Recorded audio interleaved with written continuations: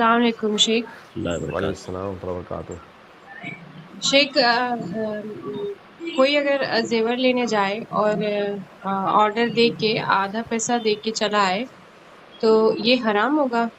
हाँ, ये हराम होगा, क्योंकि पैसे से आप सोना खरीद रही हैं तो उसका उसूल ये है कि यदम बेयदिन होना चाहिए। अल्लाह के नबी सल्लल्लाहु अलैहि वसल्लम की हदीस है, अज़्ज़ाहबु बिज़्ज़ाहबि यदम बेयदिन, अलफ़िद्दतु बिलफ़िद्दति यदम बेयदिन। लंबी हदीस है। खुलासा उसका ये है कि अगर आप सोना खरीद रही हैं पैसे से तो ये हाथ के हाथ होना चाहिए। तकाबुद फिल मजलिस ये शर्त है, यानी आप मुकम्मल पैसा उसी मजलिस में दें, मुकम्मल सोना आप उसी मजलिस में लें। आप कुछ पैसा दे दें, कुछ बाकी बाद में देंगी, और वो सोना मुकम्मल तौर से आपको अभी नहीं दे रहा, कुछ भी नहीं दे रहा, बाद में देगा, ये जायज़ नहीं है। इसको रिबन नसिया कहा जाता है। सूद की एक किस्म है रिबन नसिया, तो ये रिबन नसिया है, ये जायज़ नहीं है। इसका तो मैंने और डिटेल से जवाब दिया है, आप इसी चैनल पे उसको सर्च करें अदिल्ला के साथ, और इसकी कई शक्लें, कुछ जायज़ शक्लें भी मैंने उस बताई हैं, वो आप सुन लें डिटेल।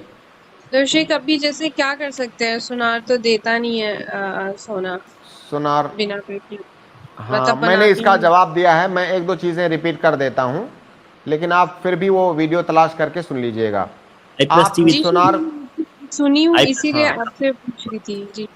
जी मैं बता रहा हूँ, ठीक है, ओके, कोई मसला नहीं। आप सोनार के पास जा रही हैं सोना खरीदने, तो सोनार की दुकान में तो बहुत सारे जेवरात बन के रखे हुए होते हैं, तो आप वो क्यों नहीं खरीद लेती? जी शेख थोड़ा बड़ा चाहिए था तो उसको और ज्यादा मतलब बड़ा डिज़ाइन, हाँ मतलब जी डिज़ाइन दूसरा चाहिए, जी साइज़ थोड़ा दूसरा बढ़ा, चाहिए, डिज़ाइन दूसरा हाँ, चाहिए। तो वजन आप वजन सोनार में से बढ़ाना कहिए, है।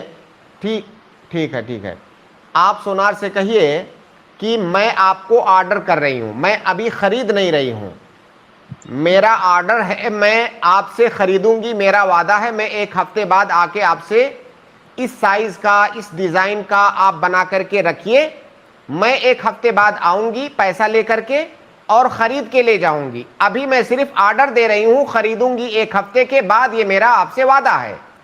आप ऐसा कीजिए, सोनार को ऐसे कहिए। शेख ऐसे तो सुनार नहीं मानेगा। नहीं मानेगा, सोनार नहीं मानेगा। अब मेरा आपसे सवाल ये है, हाँ 70% नहीं, सुनिए सुनिए सुनिए सुनिए, आराम से सुनिए।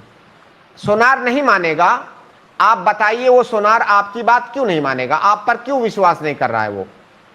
शेख ऐसा हम ही करना लोगों है। की वजह से, कुछ लोग ऐसे होते हैं जो ऑर्डर दे के हाँ, फिर जाते नहीं है। हाँ, तो हमने गोया कि एक मुसलमान तो वादा खिलाफ नहीं होता है, मुसलमान झूठा नहीं होता है, तो क्या हमने अपना ये इमेज बनाया है अपने मुआशरे में कि मुसलमान वादा खिलाफ नहीं होता है, उसने वादा किया है तो पलट के आएगा?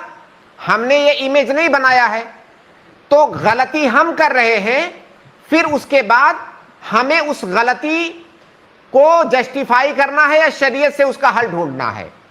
हम अपना इमेज सही कर लें, हम ऑर्डर देंगे, सोनार बना करके हमको देगा, मुसलमान को देखते ही कहेगा कि ये मुसलमान है, ये ऑर्डर कर रहा है तो ये आएगा, और आप जितना सोने का ऑर्डर करेंगे वो बना करके रखेगा।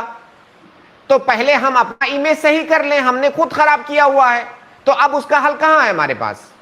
शेख क्या ऐसा कर सकते हैं क्या कि कुछ अपना ऐसा कुछ रख दें उसके पास कि ये रहेगा तुम्हारे पास और तुम नहीं, मेरा जेवर बना। सुनिए, मैं और दूसरा भी हल उसका बता रहा हूं। उसका एक हल ये है कि आप उस सोनार से, मान लीजिए 100 ग्राम का कोई जेवर आप बनवाना चाहती हैं, 100 ग्राम का, 100 200 500 ग्राम का जेवर बनवाना चाहती हैं, आप उतना सोना उससे खरीद लीजिए बिस्किट की शक्ल में, वो तो रहता ही है सोनार के पास, उसके जी पास बिस्किट सोने के तो रखे होते हैं ना। आपको 100 ग्राम का जेवर चाहिए, 100 ग्राम बिस्किट खरीद लीजिए और पूरी कीमत अभी दीजिए उसको। 100 ग्राम की जो कीमत है, जितनी भी कीमत बनती है उतना रुपया फौरन उसके हाथ में रखिए और वो सोना ले लीजिए। अब वो सोना आपने खरीद लिया, पैसा दे दिया, सोना ले लिया, ये मामला खत्म, ठीक है। अब वो सोना हो गया आपका, पैसा हो गया उसका, सोना हो गया आपका 100 ग्राम। अब जी सोनार से कहिए, भाई मैं आपके साथ एक एग्रीमेंट और करना चाहती हूं, मुझे ये जो सोना मेरा है 100 ग्राम, मैं इस 100 ग्राम से फला डिजाइन का जेवर बनवाना चाहती हूं, क्या आप बना देंगे? वो कहेगा हाँ मैं बना दूंगा, लेकिन बनाने की उजरत मैं इतना इतना लूंगा, बनाने का मेहनताना मैं इतना इतना लूंगा। आप कहिए जी ठीक है, ये मेरा सोना लीजिए, आप इस मेरे सोने से फलां डिजाइन का जेवर बना दीजिए, जो आपका मेहनताना तय होगा वो मैं आपको दूंगी। आप इस तरह कर सकती हैं। शेख तब मेहनताना जब जेवर लेंगे जब ही देंगे ना?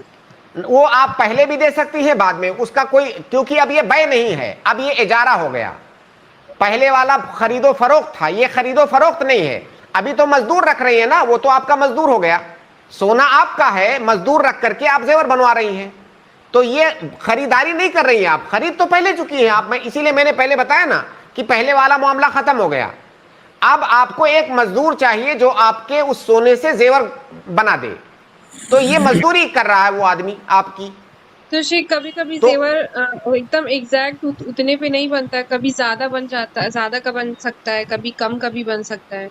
फिर उसका भी हल मेरे पास है, मैं उसका भी हल बताता हूं।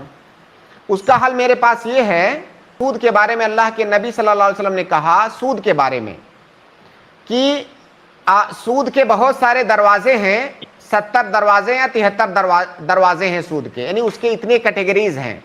जो सबसे अदना दर्जे का, कम दर्जे का सूद है, वो ऐसे ही है जैसे कोई आदमी अपनी मां से ज़िना करे, कोई आदमी अपनी मां से ज़िना करे, उस तरह सूद जो सबसे कम दर्जे वाला सूद है वो है ना। मतलब इससे अंदाजा लगाइए कि कितना कबीह चीज है, इसको आदमी सोचते हुए भी घबराएगा। कोई सोच सकता है दुनिया में ये बात?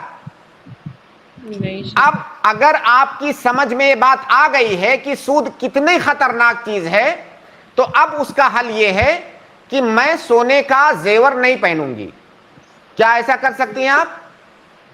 जी शेख। मतलब आपके सामने दो चीजें हैं, एक चीज ये है कि ऐसा गुनाह करूंगी जो मां से ज़िना करने के बराबर है, दूसरी तरफ यह है कि मैं जेवर सोने का नहीं पहनूंगी। दोनों ऑप्शन में से कौन इख्तियार करेंगे आप? जेवर नहीं पहनेंगे जेवर। भाई जरूरी है क्या, मुझे बताइए, जरूरी है सोने का जेवर? मत पहनिए। अगर तमाम ऑप्शन आपके सामने बंद हैं, कोई रास्ता नहीं है, तो मत पहनिए। या उसका रास्ता यह है कि जो आप बड़ा वाला लेना चाहती हैं, जो भी जेवर, छोटा वाला ले लीजिए जो दुकान में मौजूद है। या तमाम जरूरी है कि मैं अपनी ख्वाहिश के मुताबिक जिस साइज का चाहिए, जिस डिजाइन का चाहिए वही पहनूंगी, चाहे मुझे सूद में पड़ना पड़े। अगर ये एटीट्यूड है आपका तो फिर कोई हल नहीं है इसका। नहीं भाई जो भी पुराना उराना जो भी डिजाइन मौजूद है वही खरीद लीजिए, वही पहन लीजिए। जी शेख, मेरे शौहर गए थे लेने और उन्होंने ऐसा किया, तो मैं उनको बोली कि आपने गलत किया, तो उन्होंने बोले कि मुझे बताओ, तो मैंने आपको इसलिए पूछा है। और शेख मेरा दूसरा सवाल है कि कुछ दिन पहले मेरा अबॉर्शन हुआ था और वो 6 हफ्ते का था। पता तो अबॉर्शन तो खैर तीसरे महीने में हुआ था, लेकिन शायद 6 महीने से वो नहीं बढ़ा था। तो मैंने जब मेरा 6 महीना या 6 हफ्ता, आपने दो बातें बताई, कोई एक बताइए, 6 महीना या 6 हफ्ता? डॉक्टर ने तीसरे महीने में बोला कि ये 6 हफ्ते के बाद बढ़ा ही नहीं है। तो जब मेरा अबॉर्शन हुआ तो मैं नमाज नहीं पढ़ी, मुझे पता नहीं था, इल्म नहीं था, लेकिन अभी आपकी ये स्ट्रीम देख के मुझे पता चला है। तो क्या मुझे उतने दिन की नमाज दोहरानी भी पड़ेगी? थोड़ा सा और प्लीज क्लियर कीजिए। जब हमल ठहरता है उस वक्त से लेकर के एबॉर्शन होने तक कितनी मुद्दत गुजर चुकी थी? 3 महीने। 3 महीने यानी 90 डेज, तकरीबन 90 डेज, जी है ना। अगर 80 दिन के बाद एबॉर्शन होता है तो फिर वो निफास का खून माना जाता है। 80 दिन तो आपका 90 दिन हो गया।